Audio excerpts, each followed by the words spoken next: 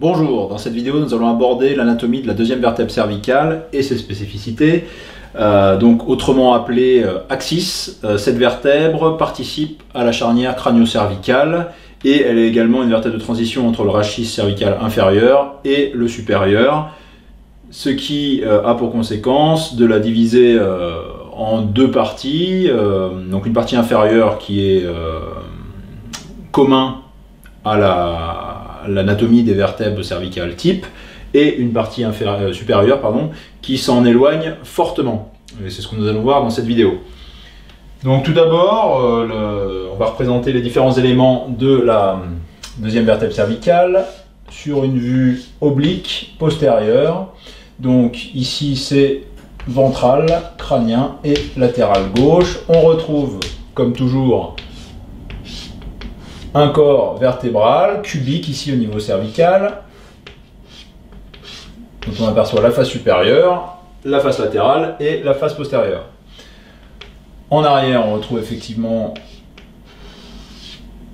l'espace qui va conduire au canal vertébral avec la superposition des vertèbres. Et ensuite, on va représenter de part et d'autre les massifs articulaires qui ont la particularité ici d'être amputés de leur partie supérieure, c'est-à-dire que la facette supérieure du massif articulaire n'est pas présente au niveau de la colonne articulaire. On le verra, en fait, elle est plus antérieure. Par contre, reste effectivement la colonne, la partie inférieure de la colonne avec la facette articulaire inférieure. On présente ici, voilà, en arrière de ces deux colonnes tronquées, on a toujours les lames, bien sûr,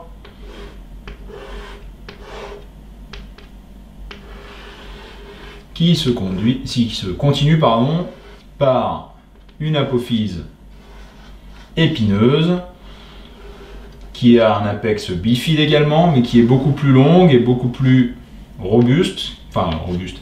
épaisse que ses homologues de la vertèbre cervicale type, et qui est toujours triangulaire, prismatique à la coupe. En dehors, bien sûr, en avant des massifs, on a les pédicules. Donc j'ai représenté ici l'échancrure inférieure et ici le bord supérieur. Et on a ensuite effectivement les processus transverses ici, qui naissent par deux racines. Une racine qui s'insère sur le corps, effectivement, comme classiquement pour les vertèbres cervicales, et une racine qui s'insère sur le pédicule et en partie sur le massif articulaire. Sauf que cette fois, la processus transverse n'est pas bifide à son extrémité, ne présente pas donc deux tubercules, mais est toujours perforée en son centre par le foramen transversaire. Même chose de l'autre côté.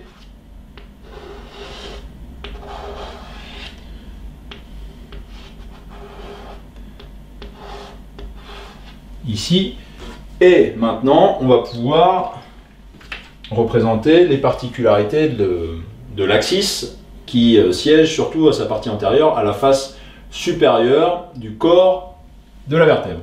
Donc la face supérieure se divise en trois parties, donc deux parties latérales qui sont occupées par des facettes articulaires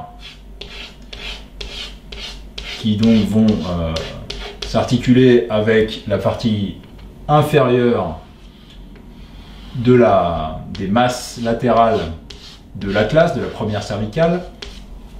Donc deux parties latérales ici, et une partie centrale qui est occupée par un processus, une apophyse à grand axe vertical qui est cylindrique et conique et qui présente donc quatre parties, une base qui occupe donc la partie centrale de la face supérieure de la vertèbre, et ensuite un col, puis un corps qui présente deux faces, une face antérieure et une face postérieure, ici, et un sommet qui donne insertion à des ligaments, qui sont des ligaments occipitaux axoïdiens.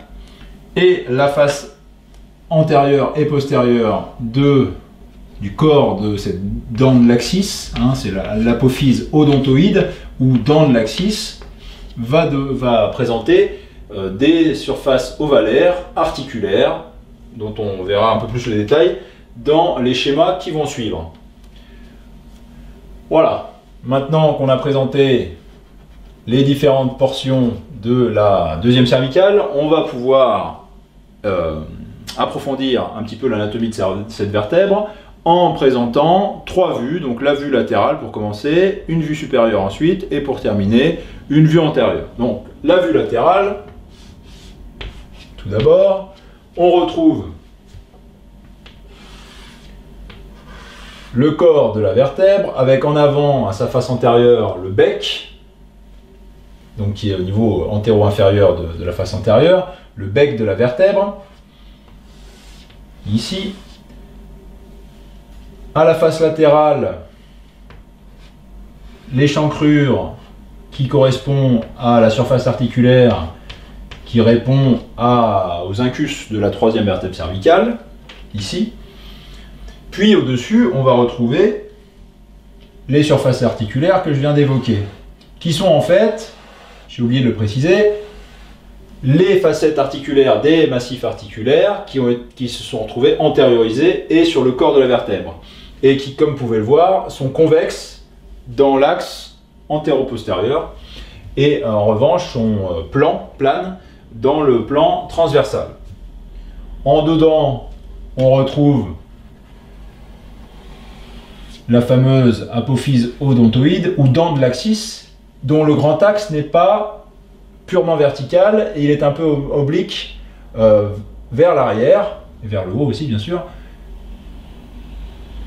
Obliquité qui est importante d'un point de vue biomécanique, comme on le verra dans une vidéo consacrée au sujet, et qui se fait selon un angle estimé environ à une vingtaine de degrés, 24 degrés,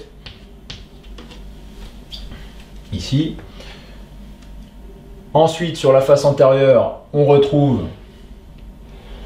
la facette ovalaire articulée avec l'arc de l'atlas de la première cervicale, et en arrière, la facette qui s'articule avec le ligament transverse, qui est tendu entre les deux masses latérales de l'atlas. Donc ici, on a un ligament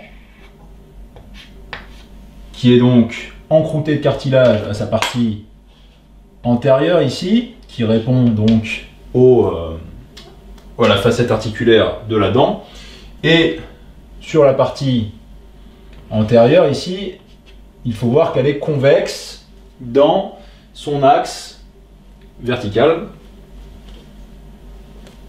et elle répond, je l'ai déjà dit, en avant à l'arc antérieur de la première cervicale. Et cette convexité de la face articulaire antérieure permet les mouvements de flexion-extension de l'atlas sur axis. Ensuite, en arrière, on retrouve le pédicule qui présente donc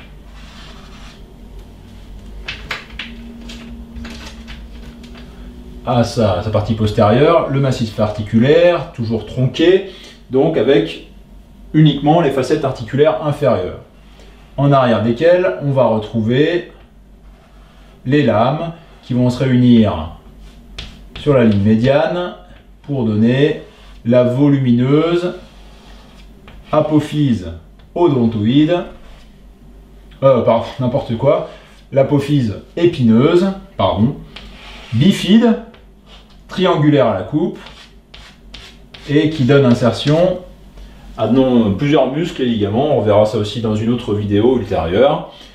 Ensuite, pour terminer, il nous reste à placer l'apophyse, processus transverse, ici, donc qui naît par 2 racines, j'ai déjà dit, et qui présente en son centre un foramen transversaire.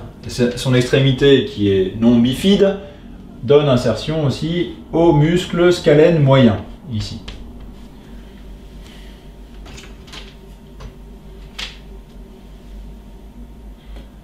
La vue supérieure maintenant. Donc la vue supérieure, on va commencer pareil. Donc vue supérieure ici. Je représente la tête donc l'apophyse odontoïde, en dehors de laquelle on va retrouver les surfaces articulaires atloïdo-axoïdiennes, ici. Donc il faut bien constater que j'ai représenté la dent de l'axis, l'apophyse ou processus odontoïde, sur un plan horizontal de manière ovalaire et non circulaire. Et effectivement, cette dent de l'axis est légèrement ovalaire, ce qui permet d'un point de vue biomécanique de postérioriser le centre de rotation de l'atlas par rapport à l'axis, et c'est ce qui limite les mouvements de contrainte en cisaillement du névrax dans les rotations d'atlas par rapport à axis. Si la dent de l'odontoïde était beaucoup plus circulaire, et bien effectivement les mouvements de rotation de l'atlas sur l'axis seraient beaucoup plus importants au niveau de l'articulation trochoïde qu'est l'articulation odontoïdo-atloïdienne, et du coup ça entraînerait des contraintes beaucoup plus excessives d'un point de vue mécanique sur le névrax et les conséquences qu'on imagine. Donc tout ça repose, vous le savez maintenant, sur le corps de la vertèbre cervicale, dont on aperçoit ici la face supérieure, ici, et on va représenter ensuite, ici on représente la face postérieure, les pédicules ici, en dehors desquels on va retrouver les apophyses transverses,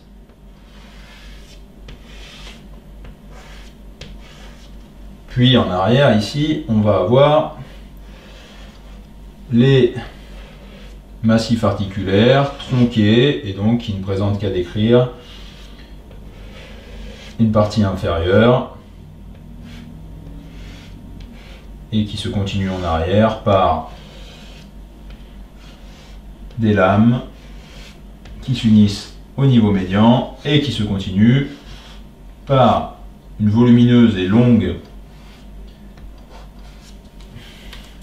apophyse épineuse qui est un repère palpatoire indispensable dans le repérage des cervicales parce qu'il est incontournable. Il suffit de passer les doigts en dessous de la base du crâne, la base occipitale, pour tomber sur une rugosité osseuse qui est effectivement l'apophyse transverse, l'apophyse épineuse de la deuxième cervicale. Il faut vraiment déprécier les tissus de manière importante pour repérer ensuite l'arc postérieur de la vertèbre atlas, qui est beaucoup plus enfouie, beaucoup plus courte, quasiment inexistante en tant que processus épineux. Voilà. Voilà, si on représente un petit peu l'ombre, la silhouette de Atlas, effectivement on s'aperçoit qu'il y a un écart très important entre effectivement le sommet de la deuxième cervicale et celui de la première.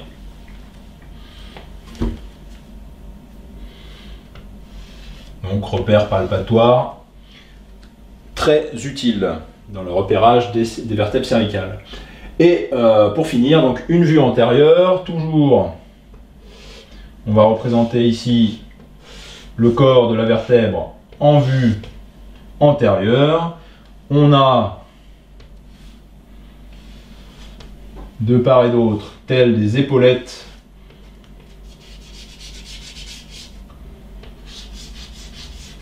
les surfaces articulaires atloïdo-axoïdiennes qui sont, comme je vous l'ai dit, planes dans le plan transversal et qui regardent en haut et en dehors. En dedans de ces deux surfaces articulaires, on retrouve la dent de l'axis ou processus odontoïde, ici, qui est effectivement, voilà ici,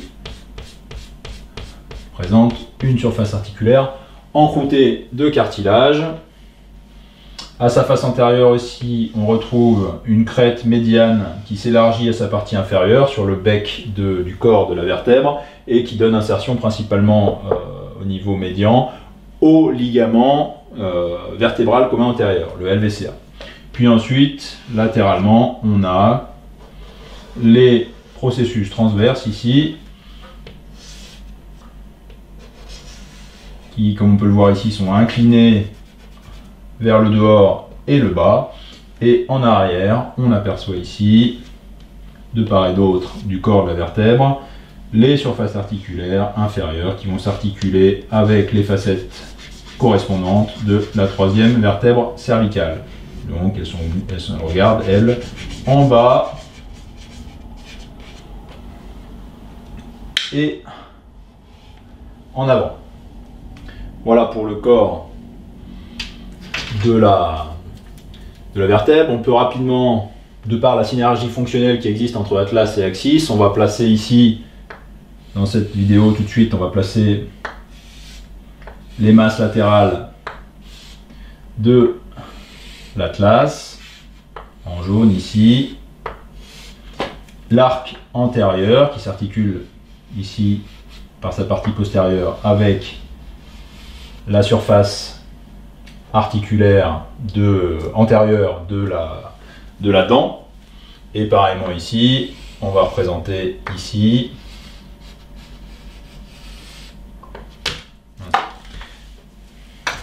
les masses latérales de l'atlas qui se continuent en avant par l'arc antérieur.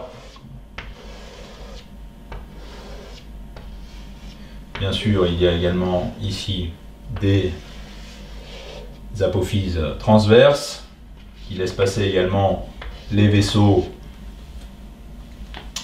vertébraux. Et en arrière des masses latérales, on a un arc postérieur ici qui laisse passer également le névrax. On va représenter également ici le ligament transverse, donc qui, on l'a vu, s'articule avec la face postérieure, la surface articulaire de la face postérieure de la dent, et qui fait de cette articulation odontoïdo-atloïdienne une trochoïde.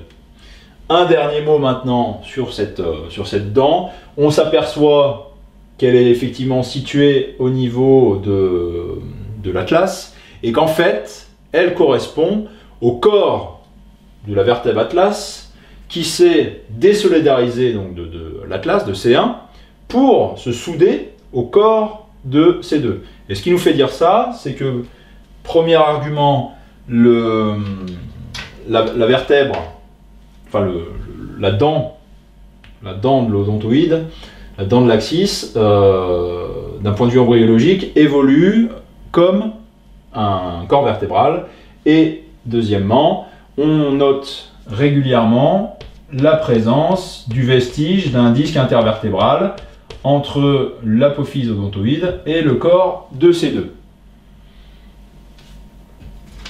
Voilà pour les informations essentielles sur l'anatomie descriptive de la deuxième vertèbre cervicale, axis.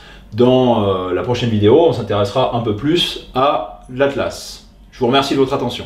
Au revoir.